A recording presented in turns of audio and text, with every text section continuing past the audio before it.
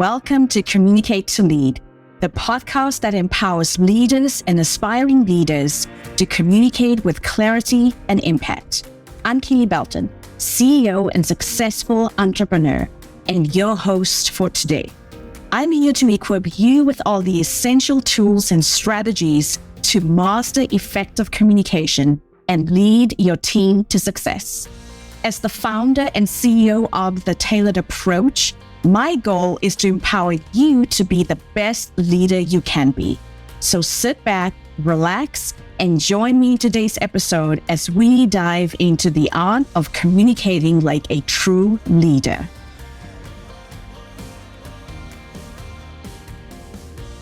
Have you ever sat in a meeting where you had this brilliant idea, but hesitated to share it? Then watched someone else voice almost the exact same thought minutes later and receive all the praise. Or perhaps you found yourself apologizing before sharing your perspective, using phrases like, "I'm sorry, but I think," or "this might be wrong, but." If you're not in your head right now, you are not alone. I've been there. Some of my clients have been there too. Welcome back to Communicate to Lead. I'm your host, Kele Belton, and today we're talking about what every female leader needs to hear. In our current economic climate, where uncertainty seems to be the only certainty, female leaders are facing unique pressures. Recent studies show women in leadership positions are being asked to do more with less, navigate increasingly complex workplace dynamics, and maintain team morale despite shrinking resources. According to the latest Women in the Workplace report done by McKinsey & Company in collaboration with Lean In, women leaders are 1.5 times more likely than men to leave their positions due to burnout and lack of recognition for their contributions. Now, I've spent years working with women in leadership positions across industries, and there are certain truths that keep surfacing. These are the things I wish someone had told me early in my leadership journey, the perspectives that would have saved me countless hours of self-doubt and hesitation. By the end of our time together, you'll walk away with validation for what you're experiencing, permission statements that will free you from unnecessary constraints, and a practical framework for continued growth that honors your unique leadership style. So grab your tea, grab your coffee, find a quiet space, and let's dive in. Before we talk about where you are going, I want to acknowledge where you are. The leadership landscape for women continues to present unique challenges that differ from what many colleagues, particularly white male counterparts, experience. And these challenges have intensified in our current economic and political climate. It's important to acknowledge that many men of color face similar barriers in the workplace, which research shows they often encounter contested authority, microaggressions, and limited access to networking opportunities. The challenges we discuss today exist on a spectrum affected by gender, race, and their intersection. But our focus today is specifically on the female leadership experience. Research from McKinsey's annual Women in the Workplace study consistently shows that women leaders are more likely to have their judgment questioned in their area of expertise and are more likely to be interrupted or spoken over in meetings. This isn't your imagination. This is reality. And in times of economic uncertainty, these biases often become more pronounced as organizations make difficult decisions under pressure. Just last month, I was working with a client, let's call her Sarah, who leads a team of 10 in the tech industry. During our coaching session, she shared how in a recent strategic planning meeting focused on budget cuts, she presented market research that she had personally overseen for months. Despite her expertise, 3 different male colleagues questioned her methodology and conclusions before accepting the same information when it was later backed by an external consultant. Meanwhile, she's being asked to maintain team productivity with 20% fewer resources than last year. This is the leadership paradox many women face, being authentic while navigating expectations that often conflict with that authenticity. You're told to be assertive but not aggressive, confident but not arrogant, empathetic, but not emotional. In today's do more with less environment, you're also expected to be endlessly resilient while showing vulnerability, strategic while remaining adaptable, and decisive while being collaborative. And here's what makes it even more complex. These challenges exist alongside the everyday demands of leadership. You're still responsible for hitting increasingly ambitious targets, developing your team with limited training budgets, and navigating organizational politics in an era of constant restructuring and possibly balancing family responsibilities that, according to recent studies, still fall disproportionately on women. So before I share anything else today, I want you to hear this. I see you. What you're experiencing is real. And you're not failing because leadership feels harder for you sometimes. The playing field isn't level yet, and economic and political pressures have only tilted it further. But that doesn't mean you can't excel and thrive exactly where you are. So let's talk about some truths you need to embrace in this challenging landscape. Throughout my work with female leaders, I've identified 3 permission statements that, when truly internalized, can transform how we show up in our leadership roles. These aren't simply affirmations. They are truth anchors that counter the limiting narratives many of us have internalized. Permission statement number 1 is you can take up space without apology. How many times have you started a sentence with, "I'm sorry, but," or "this might be a silly question, but"? Deborah Tannen's research on gender communication differences, particularly in her book called You Just Don't Understand, examines how women often use language that downplays their authority or expertise compared to men's more direct communication style. Taking up space means speaking with clarity and conviction. It means trusting that your voice deserves to be heard. This isn't about dominating conversations, but about participating fully without diminishing yourself. Here's a practical tip. This week, I encourage you to become aware of your verbal habits. Are you apologizing before expressing an opinion? Or are you using qualifiers that weaken your message? Simply noticing these patterns is the first step to changing them. One of my clients discovered she used the phrase, "I think," 10 times in a single hour meeting. When she eliminated that one qualifier, her peers immediately reported perceiving her as more authoritative and decisive. Here's permission statement number 2. Your leadership style is valid. As Sally Helgeson and Marshall Goldsmith point out in their book, How Women Rise, the very habits that help women early in their careers can sometimes hinder them as they move up. Women are often praised for qualities like precision, correctness, and helping others, while men are more frequently recognized for big picture thinking, visibility, and connections. You might look at other leaders and think you should be more like them, more forceful, more analytical, more visionary. But effective leadership isn't a one-size-fits-all. Your unique combination of strengths is exactly what your team needs, especially during challenging times when different perspectives are vital. I call this the authenticity advantage framework, and it consists of 3 parts. First, identify your natural strengths. Are you highly empathetic, exceptionally organized, a gifted communicator? These aren't weaknesses or soft skills. They are powerful leadership assets. Second, leverage these strengths intentionally. If you excel at building relationships, make time for one-on-one connections with team members. If you're naturally analytical, lead with data when making your case. Third, communicate your approach. Help your team understand that when you ask for their input, it's not because you are being indecisive, but because you value collaborative decision-making. When you own your leadership style instead of apologizing for it, you create space for others to appreciate the value too.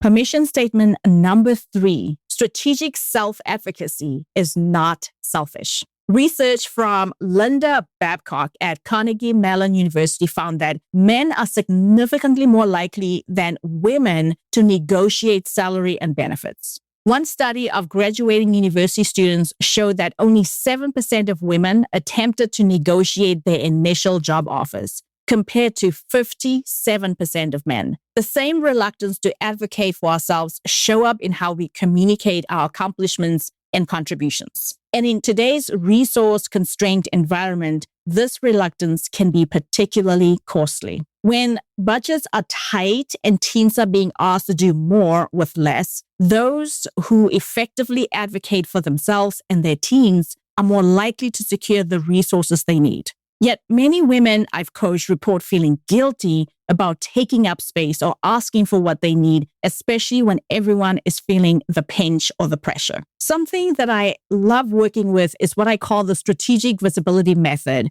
After noticing the patterns in nearly every female leader I've coached, it's a simple 3-part approach that's even more critical in certain economic times. Number 1, document your wins regularly and specifically. Keep a running list of projects completed, problem solved, and positive feedback received. In times of budget cuts, this documentation becomes your evidence for protecting your team's resources. 2, connect your contributions to business outcomes. Instead of saying, I worked really hard on this project, say, the project I led increased customer retention by 18%, directly impacting our bottom line during this challenging quarter. In uncertain times, leaders who can demonstrate direct impact on business metrics are seen as indispensable. And lastly, number 3, share strategically, both up and across. Find appropriate moments to highlight your team's work and your leadership of it, whether in meetings, emails, or one-on-one conversations with decision makers. When organizations are making tough decisions about where to allocate scarce resources,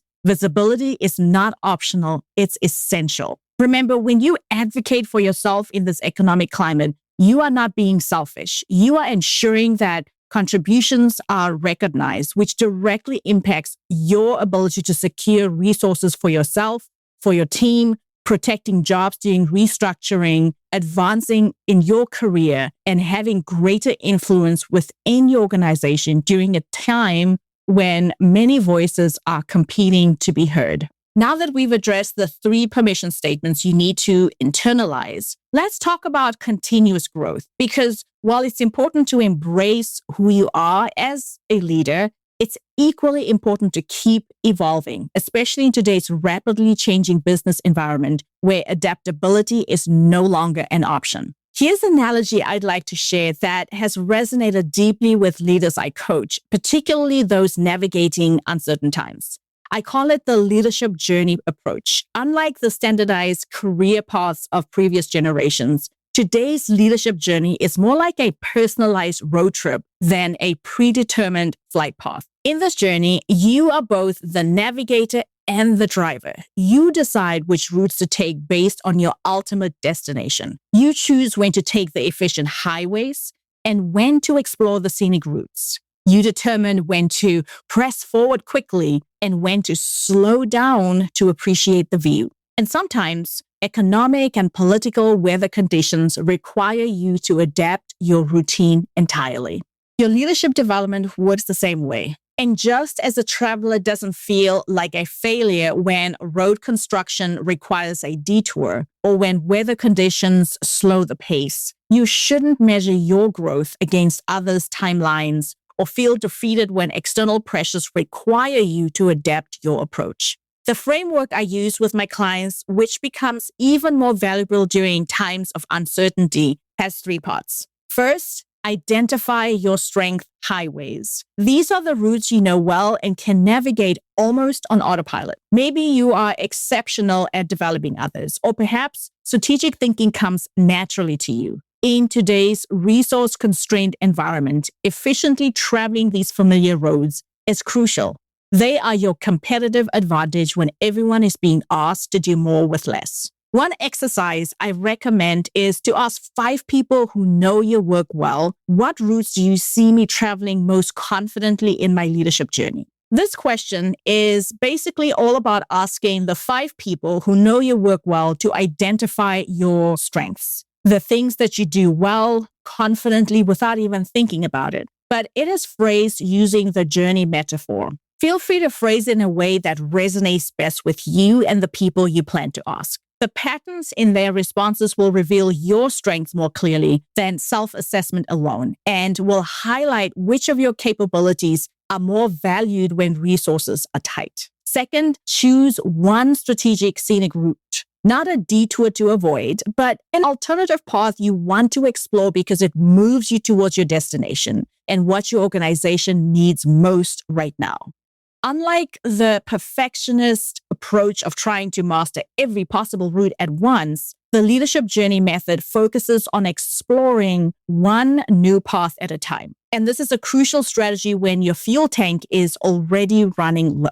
A client of mine, let's call her Mary, identified that while she excelled at operational execution, she wanted to develop her strategic thinking to help her organization navigate market volatility. Rather than trying to transform overnight, she focused specifically on this area for 6 months, studying the map through a strategic leadership program, securing a guide known for strategic excellence, and deliberately practicing taking this new route in lower stakes situations before relying on it for major organizational journeys. This focused approach allowed her to develop a critical skill while continuing to travel her familiar paths for her day-to-day responsibilities. Third, create micro journey practices. Growth happens through consistent small trips, not occasional cross-country expeditions. If you're developing your public speaking skills, volunteering to present for 5 minutes at a team meeting is a micro journey. If you're working on executive presence, deliberately preparing for and speaking up in a meeting with senior leaders is a micro journey. In times when your tank is already close to empty, these small, intentional trips are far more sustainable than attempting major expeditions. These small steps taken consistently lead to significant progress over time.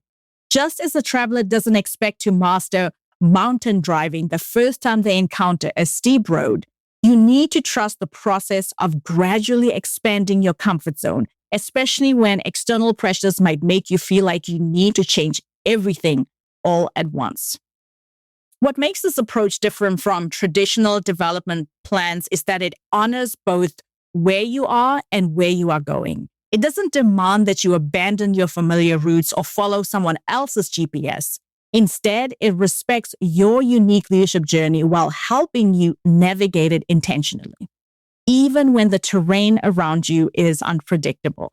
I worked with a client, let's call her Elena, a senior director who felt pressure to adopt a more authoritative leadership style despite her natural collaborative approach. Her company was going through significant changes, and she was told she needed to drive tougher to navigate the difficult decisions ahead.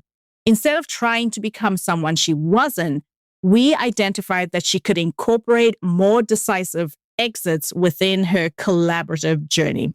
She learned to facilitate group input efficiently, clearly communicating decision points up front, and confidently choosing directions when consensus wasn't always possible. The result was a leadership journey that remained authentic to her while addressing the organizational need for timely decisions in a challenging business environment. This is what I love and appreciate about the leadership journey approach, especially during uncertain times. It doesn't ask you to abandon your familiar paths and follow someone else's route. It invites you to leverage your well-traveled roads while thoughtfully exploring new territories that complement your natural style and help you reach your destination regardless of the conditions. As we wrap up our time together today, I want to leave you with a final thought. Your leadership journey is uniquely yours. The challenges you face as a female leader are real and have been intensified by our current economic and political climate. But they don't define your capacity to lead effectively and authentically.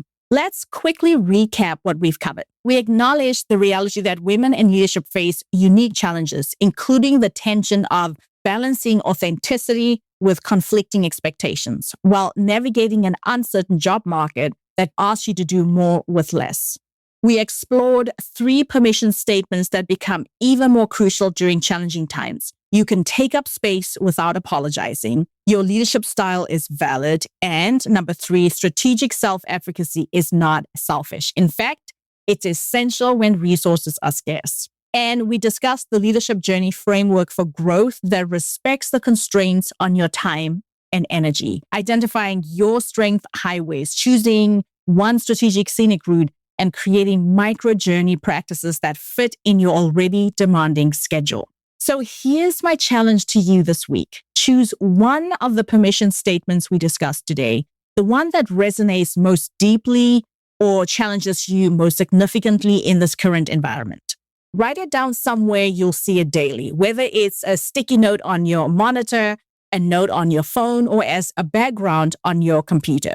Then identify one small but specific action you'll take this week to embody that permission, considering the unique pressures you're facing right now. Maybe you'll speak up in a meeting without qualifying your statement. Perhaps you'll share a win with your supervisor without downplaying your contribution. Or possibly you'll leverage a natural strength more intentionally instead of trying to lead like someone else when resources are tight. Whatever you choose, I would love to hear about your experience. You can reach me through the contact information in the show notes or connect with me on social media. I'm on LinkedIn and Instagram. Thank you for joining me today. Remember, your voice matters, your approach is valuable, and your growth is a journey, not a destination, especially during these times when female leadership is not just beneficial, but essential to navigating uncertainty. Until next Thursday, my friend, I am Kele, reminding you that great communication is the foundation of inspiring leadership. Keep learning, keep growing, and remember to communicate to lead.